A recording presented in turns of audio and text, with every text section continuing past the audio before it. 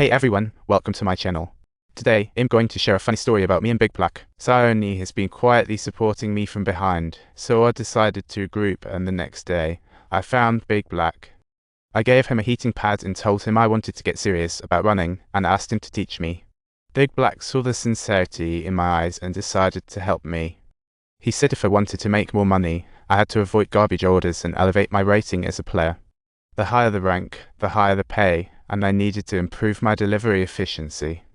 In the shortest time possible, I had to figure out the delivery order, get familiar with every street, and find the pick. Plus, I had to find shortcuts between pickup and drop-off points, build good relationships with my colleagues, and humbly seek their advice. I took Big Black's advice and started helping the boss pick up dishes, and even brought the security guard a pack of smokes. I served with a smile every time, and slowly, my delivery efficiency improved a lot. One time, when I was crossing the river, I ran into that scammer who cheated me, and I successfully got my money back. Another time, while delivering to my old company, I happened to see Sunfinder get stepped on. I felt a wave of emotions. It was a classic case of karma. I recalled the first time I delivered there. Back then, he laughed at me while holding out for tips, but now it all just seems ridiculous. Turns out, the glamorous facade of this building was just built for mine and Sunfinder's struggles. When you lose your usefulness, you'll end up in the same position as him when you're stepped on. Life is like code, always needing iterative updates. I was once stuck in the engineer role, but now through delivering food, I've learned the real rules of survival. It's not about who has more dignity, but who can get back up after being knocked down by life. During deliveries, I realized that as long as you keep a cool head, you can achieve inner victories. My rank gradually rose to Golden Rider, but that didn't satisfy me. While delivering, I also summarized my experiences and noted down shortcuts.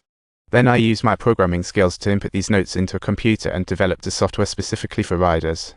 One day while delivering, I ran into Old Co, who was riding his bike with excitement like he was about to fly. Unfortunately, he was accidentally struck by a car and flew out of it in a satisfied manner. His leg was bleeding, but he still cared about the customer's delivery. What a dedicated rider. I quickly told him to go to the hospital while I finished his remaining orders.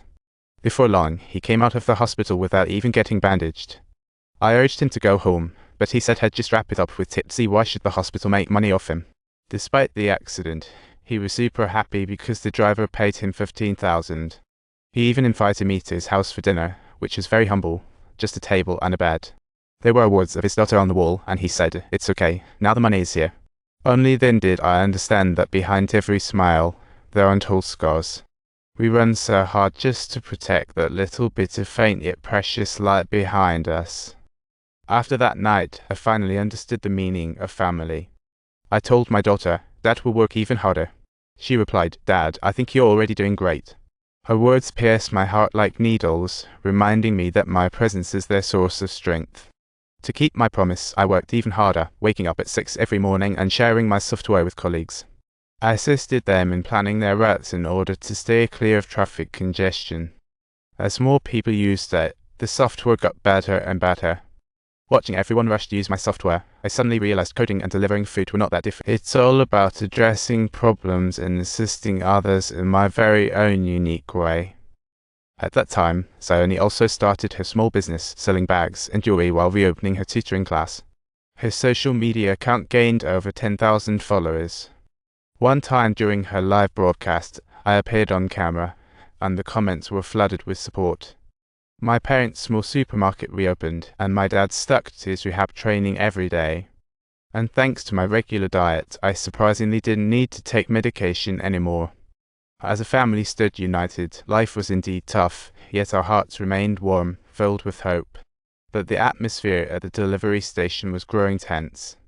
Big Black had been the king of orders for months, causing jealousy, and people pressured him to share his secret routes.